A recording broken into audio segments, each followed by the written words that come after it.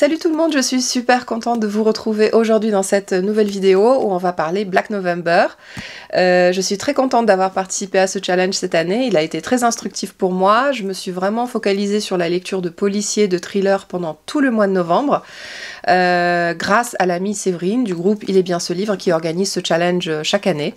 Donc c'était super intéressant, super instructif, j'ai réussi à sortir non seulement des vraies reliques de ma pile à lire, salut Caro, mais aussi j'ai réussi à découvrir des auteurs et à découvrir voilà, de nouveaux horizons littéraires en tout cas, et ça m'a aussi ouvert l'esprit sur pas mal de choses pour mon année à venir, dont je vais vous parler dans une future vidéo qui sera un petit bilan sans prétention, un petit bilan sur l'année qui revient un peu sur mon année littéraire.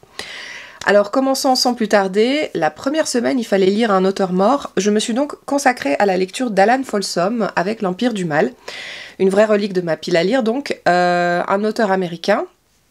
Il fallait un petit peu aussi diversifier les nationalités des auteurs qu'on lisait, ou des autrices. C'est un livre qui date, c'est un livre qui date de 1995, il est donc daté dans la plupart de ses aspects, autant des procédures policières, notamment en matière d'enquête scientifique, que dans le contexte dans lequel elle se passe, puisque l'auteur à un moment donné vous parle de Fort Sierra flambant neuve. Bon, ça vous fera peut-être sourire. Après, ça peut absolument pas nuire à votre lecture. Moi, ça m'a assez peu dérangé. Et puis aussi, vous avez cette déconnexion aussi de tout ce qui est les réseaux sociaux, l'informatique, les téléphones portables. C'est plaisant de lire un livre qui date un peu, du coup, pour cet aspect-là, que les personnes qui sont les héros de l'histoire ne sont pas tout le temps le nez pendu sur leur téléphone. C'est plutôt plaisant de retrouver un peu la vie d'antan dans nos vieilles lectures. Dans l'Empire du Mal, de quoi s'agit-il ? On est avec un chirurgien américain qui débarque à Paris pour un colloque et il va tomber nez à nez avec l'assassin de son père.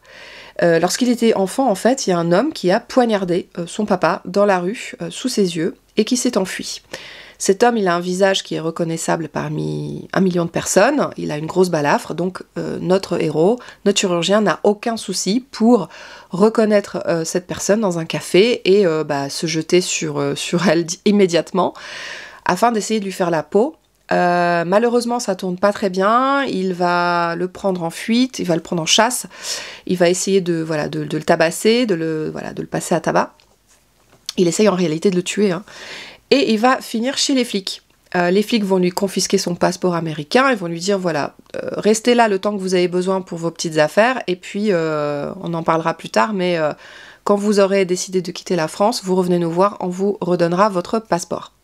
Donc il est un petit peu piégé, notre héros, malgré lui, mais il s'en fiche, il a de toute façon, lui, un plan machiavélique en tête, c'est de se débarrasser de cet homme balafré et de se venger tout simplement de la mort de son père.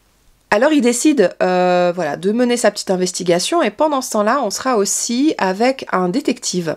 Un détective qui enquête sur des meurtres assez énigmatiques, des personnes qui a priori n'ont aucun lien entre elles, et qui sont retrouvées décapitées. Donc on retrouve des têtes tranchées, mais des têtes tranchées d'une manière si précise, si intrigante, que ça fait vraiment appel à des sciences, des technologies que l'on ne connaissait pas, que l'on ne maîtrisait pas encore à l'époque forcément. Donc c'est ça qui va intriguer notre cher détective, et par la magie de l'écriture d'Alan Folsom, qui est vraiment super palpitante, super entraînante, ça bouge, etc. C'est dynamique, j'ai vraiment beaucoup aimé. Nos deux héros vont se retrouver, leurs destins vont se retrouver mêlés face à une même énigme qui va un petit peu mener justement vers des manipulations par des anciens nazis. Voilà, donc une thématique un peu passée, un peu has-been, qu'on a déjà vu 15 millions de fois. Et c'est dans cette deuxième partie du roman que justement l'auteur m'a un petit peu perdue, parce que lorsqu'il nous explique, lorsqu'on va justement enquêter pour aller chercher un peu plus loin quels sont ces crimes, quelle est leur nature, pourquoi, quel est l'objet de ces manipulations, qui en tire les ficelles surtout, c'est là que l'auteur m'a perdue, parce qu'on est avec d'autres personnages, des personnages qui sont complètement déconnectés de notre réalité. Ça m'a un petit peu fait penser à du Dan Simmons, avec L'échiquier du mal, je sais pas si vous connaissez. On est avec des personnes qui manipulent l'espèce humaine pour un dessein maléfique lié à à de l'idéologie nazie. Donc c'est là que l'auteur m'a perdue. C'est dans la deuxième partie du roman, j'ai trouvé ça très dommage. Il m'est donc très difficile de vous conseiller ce livre, tout simplement parce que la première partie est très bonne. Peut-être ça va vous plaire en entier, je ne sais pas. Pour moi, ça a été voilà, plutôt une bonne lecture, mais avec une fin qui part un peu dans tous les sens. Et puis, moi qui fais un petit peu de l'activité en montagne, je peux vous dire que les dernières scènes sont juste absolument pas crédibles. Voilà, donc là, l'auteur m'a complètement parachuté, il m'a complètement perdu. J'ai trouvé ça un peu dommage. Mais voilà, après, ça reste un bon policier. Je suis très contente de l'avoir sorti et d'avoir découvert un auteur auquel, en tout cas, on peut rendre hommage dans cette petite vidéo. Sur la deuxième semaine, il fallait lire un livre qui comporte un numéro, notamment un numéro dans son titre. Et là, j'ai jeté mon dévolu sur Joël Dicker, L'énigme de la chambre 622, qui, figurez-vous, a été une plutôt bonne lecture. Et je suis la première ravie de l'avoir découvert, c'est que Joël Dicker n'écrit pas si mal que ça. À la base, je pensais que du mal de cet auteur, et je pensais que tout ce qu'il faisait, c'était de la merde, et qu'il fallait surtout pas le lire. Et finalement, j'ai bien aimé. Je trouve qu'il y a une dimension un petit peu romanesque, un petit peu romantique. En même temps, j'y ai trouvé des aspects d'un très bon policier, et je vais vous expliquer tout ça immédiatement. Déjà, le petit truc qui m'a fait un peu tilt, c'est que Joël Dicker, au début de ce roman, c'est lui le héros de l'histoire en fait. Il se met en tant que personnage principal, et ceci pour plusieurs raisons qui lui tiennent à cœur, qui lui sont chères dans ce roman-là, et que je comprends tout à fait, et je ne le conteste pas. Donc Joël Dicker, écrivain, habitant à Genève, après une petite amourette qui se termine assez tragiquement, il a un petit peu le syndrome de la page blanche et il n'arrive plus à écrire. Il va donc se reposer dans un palace à Verbier, non loin de Genève. Et avec sa voisine de chambre, enfin 2 chambres plus loin, il découvre que la chambre 622 est fermée, qu'elle n'existe pas. Il y a une 621, une 621 bis, lui il occupe la 623, mais la 622 n'existe pas. Et donc avec cette jeune femme, avec laquelle il va se lier d'une certaine complicité, ils vont enquêter, déjà en interrogeant le personnel de l'hôtel, les personnes qui habitent Verbier, etc. Donc ça devient tout à fait délicieux comme début de roman. Et puis petit à petit, vous allez être parachuté justement l'année où un massacre s'est produit dans cette chambre 622 et vous allez comprendre progressivement ce qu'il en est et vous serez avec des personnages complètement différents. Alors Joël Dicker, comme je vous le disais, se met un petit peu en protagoniste de l'histoire au début de ce roman. C'est tout à fait normal, c'est parce qu'il y tenait. Dans cette histoire, il veut absolument rendre hommage d'abord à son éditeur, dont il raconte les rapports, c'est Monsieur de Fallois, dont il raconte les rapports extrêmement amicaux, extrêmement respectueux. Vraiment, c'est le meilleur éditeur que pourrait rêver tout écrivain, d'après Joël Dicker. Il entretenait des rapports excellents avec lui, et puis ce monsieur est malheureusement décédé.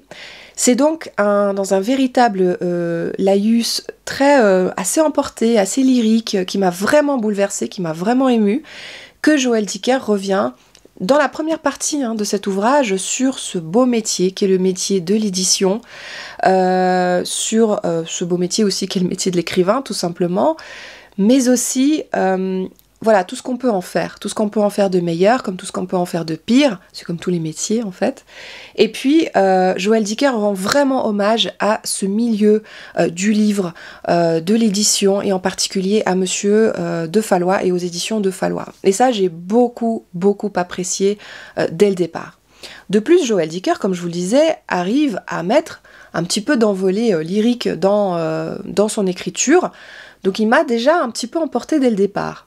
Et puis, maintenant, pour rejoindre un peu l'aspect policier de l'histoire, eh bien, il arrive à excellemment bien déjà construire un roman puzzle, parce que c'est un roman puzzle, à faire des flashbacks, des allers-retours dans le passé, le présent, mais sans que jamais vous soyez perdu, avec toujours la certitude de savoir où vous êtes dans le temps, donc vous n'êtes jamais perdu.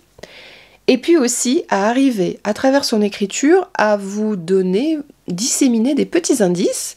Donc de temps en temps, vous allez lire un bout de texte, vous allez lire votre paragraphe, et puis d'un coup, vous allez tiquer sur quelque chose, et puis vous allez vous dire, bon, il n'y a peut-être pas d'incidence, et puis en fait, à la fin, vous vous rendez compte que ça fait partie de son puzzle, et qu'il vous l'a disséminé là. Il arrive très bien à justement mettre ce petit pic dans l'écriture, des petits accents sur des attitudes, des comportements, voilà, des actions qui peuvent être faites par nos personnages, ils sont multiples, hein, et qui vont vous donner des éléments de réponse à la fin du roman pour deviner qui est le coupable et qui est le mort.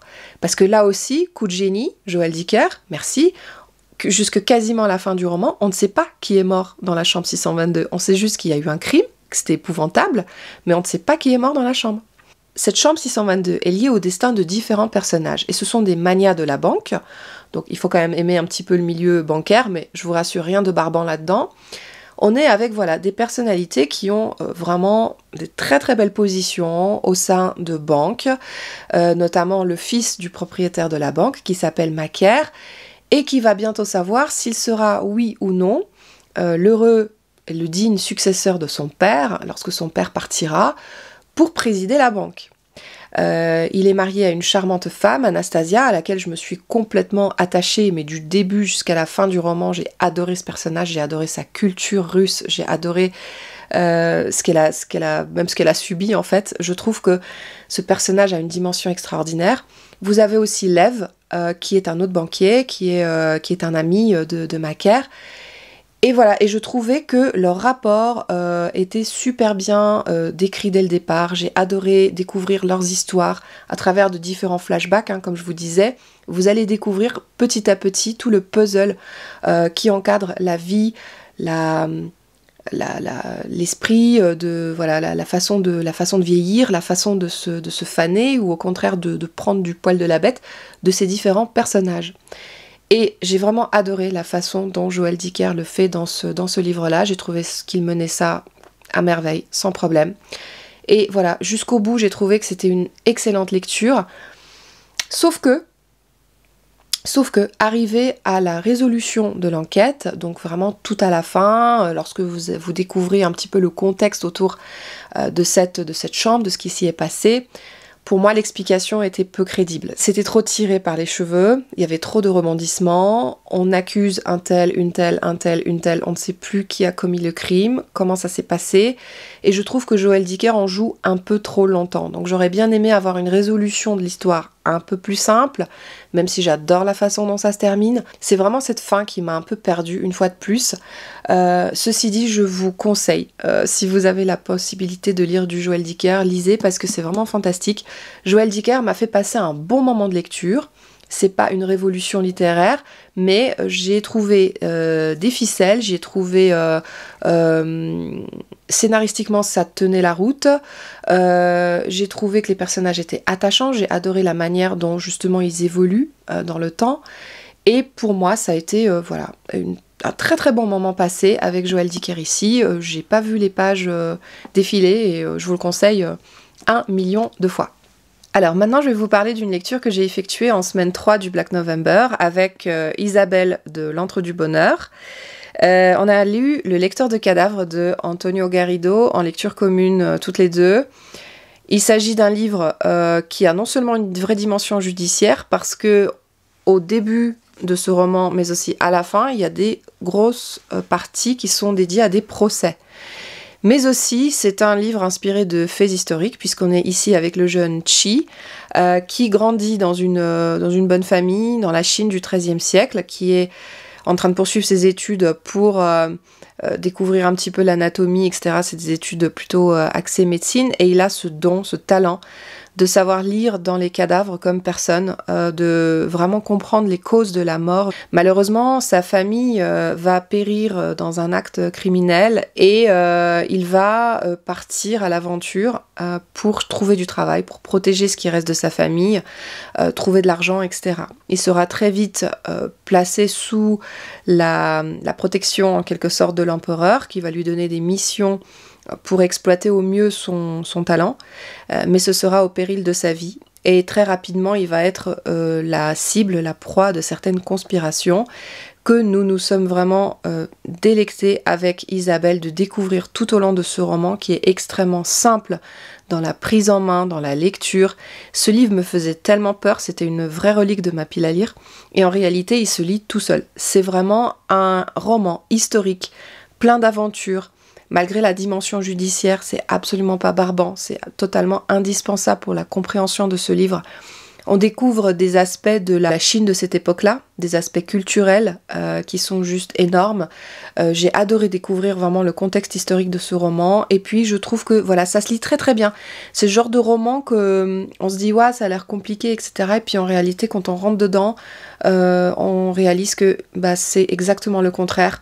C'est une œuvre historique d'envergure. C'est vraiment un livre à lire. J'ai vraiment beaucoup apprécié ma lecture et Isabelle aussi. On peut que vous conseiller vraiment la lecture du lecteur de cadavres si un jour vous tombez dessus. La plume est très agréable, encore une fois très simple et voilà, que vous dire de plus. Il y a peut-être des aspects, voilà, quelques moments où il y a quelques pages de flottement quand même, je peux pas vous cacher vu l'épaisseur.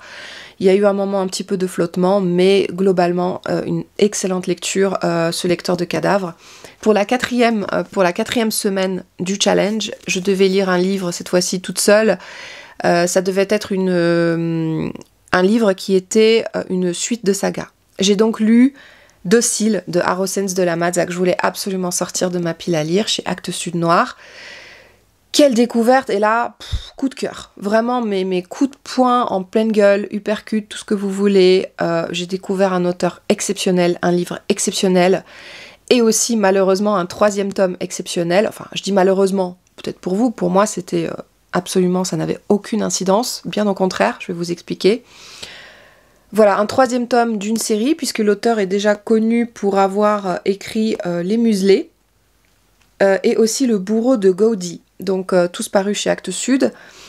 Un auteur qui a déjà son succès littéraire. Moi je ne connaissais pas, j'ai vraiment découvert et pour moi ça a été un livre, mes coups de poing, vraiment. Déjà parce que étant donné qu'on est dans un tome 3 avec un enquêteur, un inspecteur de police, en fait on est parachuté dans un milieu mais on se dit mais qu'est-ce que c'est que ce merdier ? Les gens se parlent mal entre juges, avocats, flics, détectives, tout ce que vous voulez. Ils ont déjà des rapports très préétablis avec pas mal de passifs entre eux.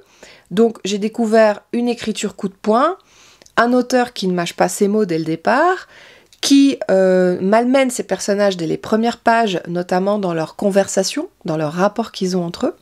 J'ai trouvé ça hyper chouette, hyper bien foutu et à la limite j'ai préféré débarquer dans un tome 3 pour voir à quel point il se prend la tête avec les femmes, les hommes, enfin tout le monde se crache dessus. Hein. C'est vraiment un univers impitoyable et j'ai beaucoup apprécié ces dialogues coup de poing et ce mordant, ce répondant qu'ils ont entre eux alors que finalement tout les réunit autour d'une seule et même enquête, à savoir une famille assassinée. Quel bain de sang, mais quel bain de sang, j'ai rarement vu une scène de crime comme ça. C'est-à-dire que là, vous êtes dans une famille qui a été entièrement massacrée à coups de pierre. Il y a eu des actes de barbarie exercés sur eux. Les corps ont été déplacés. Il y a des traces de sang partout, par terre, jusqu'au plafond, jusqu'au mur. Il y en a de partout. Quasiment toute la famille a été assassinée, sauf la toute petite qui est en train de dormir dans la piaule là-haut, qui est tétanisée. Et il y a aussi un jeune homme qui se réveille sur le cadavre de la mère dans la cuisine et qui perd rapidement connaissance, qui se rappelle pas de grand chose. Il a juste le temps d'avertir les secours, mais il sait pas ce qui s'est passé en réalité et donc il va rester endormi pendant une petite partie du roman.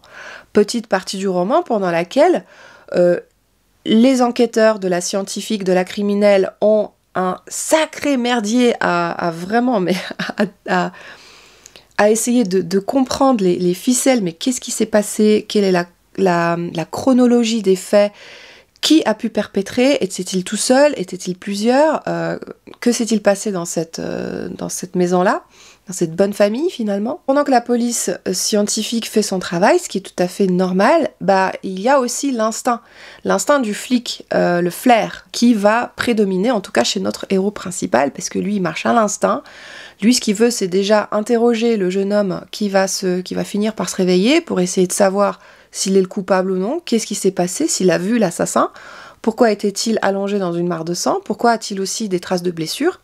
Et c'est hyper intéressant parce que vous avez ces deux aspects de l'enquête en parallèle sur une scène de crime dans les plus gore que de ce que j'ai vu. Et pourtant, j'en ai vu des séries policières, des livres policiers, j'en ai lu. Là, je peux vous dire que c'est un putain de bain de sang. Hein. Quand vous commencez à découvrir un petit peu le fil de l'enquête avec le flic, que vous vous rendez compte qu'il va parvenir à faire parler le personnage de... je sais même plus comment il s'appelle, bref, ce jeune homme qui se réveille, eh bien, vous allez découvrir là, pour le coup, bim, encore plus, une psychologie des personnages qui est absolument foudroyante. Donc, ce qu'appelle Séverine, en fait, je vais lui rendre hommage dans cette vidéo, ce qu'elle appelle le DOA, vous en avez là-dedans. Hein, parce que c'est extrêmement précis dans les aspects psychologiques. Lorsque ce jeune homme se réveille, est-ce qu'il est réellement inconscient de ce qui s'est passé? Est-ce qu'il se fout de la gueule des flics qui l'interrogent? Est-ce que c'est un manipulateur hors pair et qu'il est en train de manipuler le flic principal? Bref, je ne peux que vous inviter à découvrir cette bombe. En parlant de bombe, le livre se passe pendant les événements tragiques qu'il y a eu à Barcelone, pendant des attentats. Et ça, malheureusement, l'auteur ne l'a pas suffisamment, je trouve, intégré dans son histoire. C'est peut-être le seul petit point noir que je pourrais lui reprocher, étant donné quand même qu'il n'est pas très très long, c'est d'avoir un petit peu omis cet aspect-là, alors qu'on nous le vend comme du rêve en 4e de couverture. Cet aspect est un petit peu mis de côté, c'est-à-dire qu'on est quand même dans notre enquête, dans notre scène de crime, etc. On est un peu focusé là-dedans. J'aurais bien apprécié quelques chapitres en plus, un peu plus contextuels, sur, voilà, à l'époque, qu'est-ce qu'il y a dans l'esprit des personnes vivant à Barcelone ou en Espagne. On sait que tous les flics, etc. sont tendus. Hein. Ils n'ont pas que ça à faire que d'enquêter pendant 1000 ans sur cette scène de crime. On comprend qu'il y a une tension. On comprend qu'il y a de la peur dans le visage des gens et notamment dans celui des enquêteurs qui doivent veiller à protéger la population. Mais vous avez aussi cette petite dimension, voilà, qui m'a manqué, cette dimension sociétale, voire économique, voire voilà, un peu prendre un petit peu plus d'ampleur sociétale. C'est ce que j'aurais aimé, c'est ce que j'avais retrouvé beaucoup dans Millennium de Stieg Larsson, mais que j'ai un petit peu moins retrouvé ici dans le Arrowscens de la Maza. Par contre, j'ai trouvé que la psychologie des personnages, l'enquête, la précision avec laquelle tout est minutieusement détaillé, expliqué jusqu'à la fin, je trouve que Arrowscens de la Maza signe ici un roman de génie, que je vous conseille peut-être pas si vous désirez le lire dans l'ordre. Prévoyez d'abord la lecture du Bourreau de Gaudi, puis il y a un tome 2 qui s'appelle Les Muselés, avec Docile. Ici, Arrowscens de la Maza signe vraiment un roman, moi, qui m'aura vraiment poignardé en plein cœur, qui m'aura marqué avec son écriture, avec son cynisme, avec le mordant dans les dialogues, avec la profondeur de la psychologie des personnages et aussi tout cet aspect d'enquête. Si vous aimez les experts, mais vous allez adorer Docile, c'est extrêmement détaillé et j'adore cette complémentarité entre la police scientifique et le flair de notre inspecteur principal qui s'appelle, je sais plus, je sais plus. Bref, on s'en fout. En tout cas, c'est un mec génial. Je vous conseille, mais 1000 fois, la lecture de Docile. Ne serait-ce qu'en one-shot, si vous vous préoccupez pas du reste, et que vous voulez aussi un peu entrer comme moi dans la matière directe, ou alors à découvrir tout simplement cette trilogie de cet auteur. Encore une fois, une excellente découverte grâce au Black November. Sur la dernière semaine du Black November, donc où il fallait lire un livre avec une couverture hivernale, j'ai jeté mon dévolu sur 2 livres en fait, et du même auteur. Un auteur qui est cher à mon cœur, mais vraiment très cher à mon cœur. J'ai lu Le Cri, j'ai beaucoup aimé. J'ai lu Le Complot, il fait partie, je crois, de mon top 5 des meilleurs thrillers que j'ai lus de toute ma vie, de par la thématique qui est abordée dedans. Et donc j'avais des aspirations assez élevées pour les 2 nouveaux Nicolas Begley qui m'ont été offerts gentiment par les éditions XO parce que j'ai gagné le concours.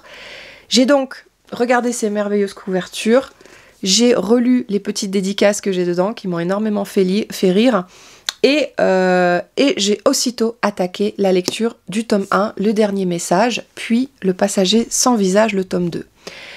Dans cette duologie, Nicolas Begley met en scène une nouvelle héroïne, une nouvelle enquêtrice, qui est Grace Campbell.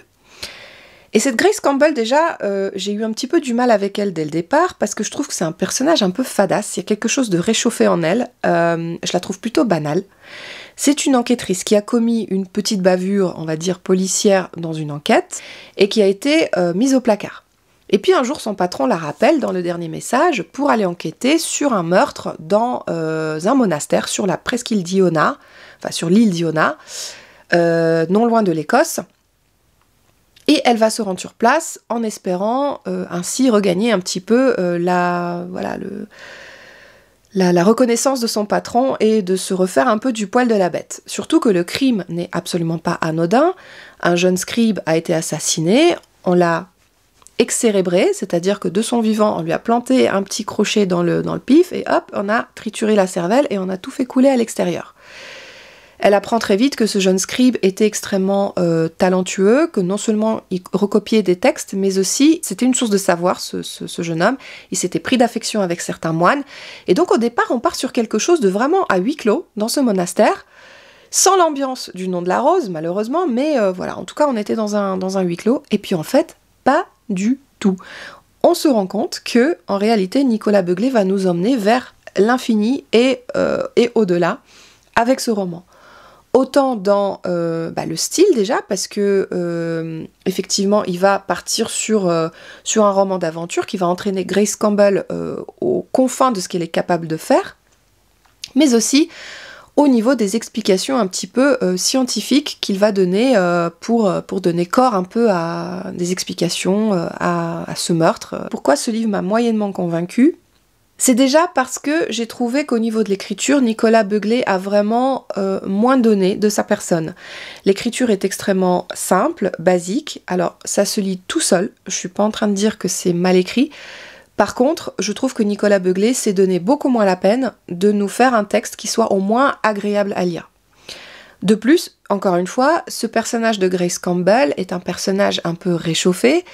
C'est une ancienne boulimique qui a encore des pulsions alimentaires et qui cache quand même un lourd secret derrière sa porte blindée dans son appartement.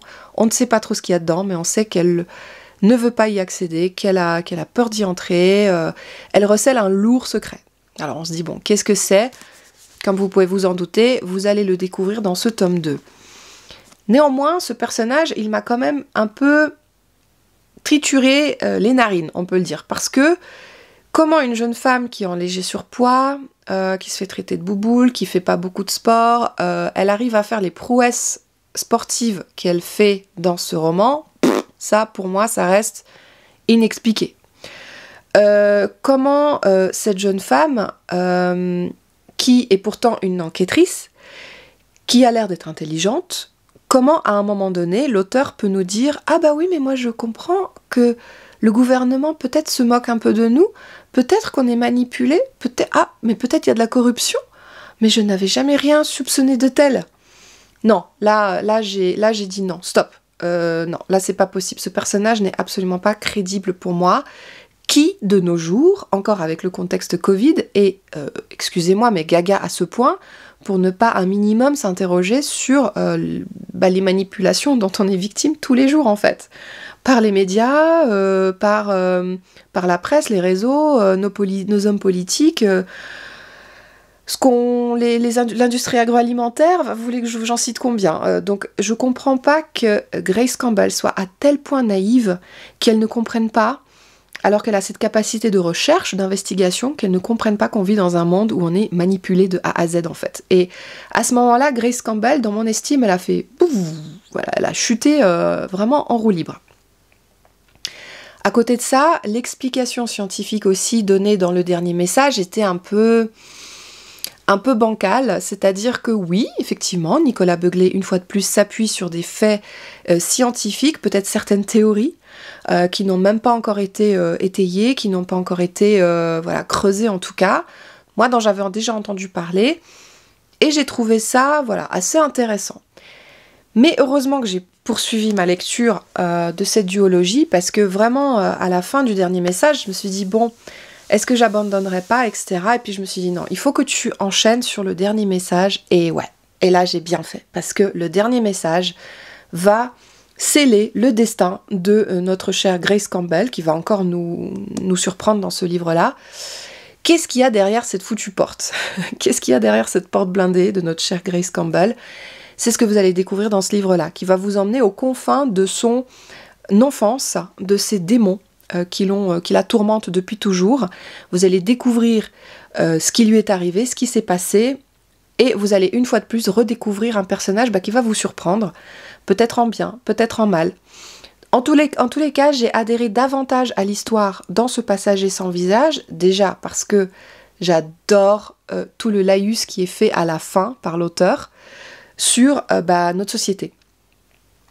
Comment vous dire, à travers les mots d'un personnage, il va cracher tout ce que la société d'aujourd'hui est, à mes yeux en tout cas. Et ça, pour moi, ça a été tellement salvateur de voir quelqu'un qui pense la même chose. Et je me suis dit, mais voilà, c'est formidable. Merci Nicolas Beuglet, je te retrouve là.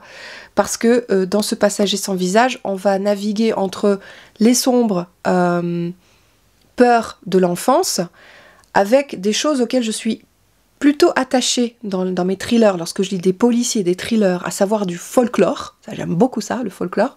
Grâce aux enquêtes de Grace Campbell, vous allez découvrir vraiment des manipulations aussi qui sont effectuées ici sur nous, dont on n'est même pas conscient. Mais voilà, mais j'ai apprécié la manière dont c'était fait. C'était un peu plus subtil, c'était un peu plus délicat.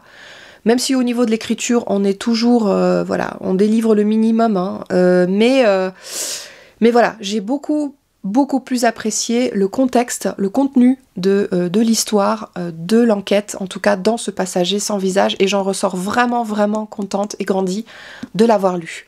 Voilà, donc j'espère que ce petit point lecture vous aura plu. Honnêtement, si je devais vous présenter ces lectures dans l'ordre de celles que j'ai préférées à celles que j'ai le moins aimées,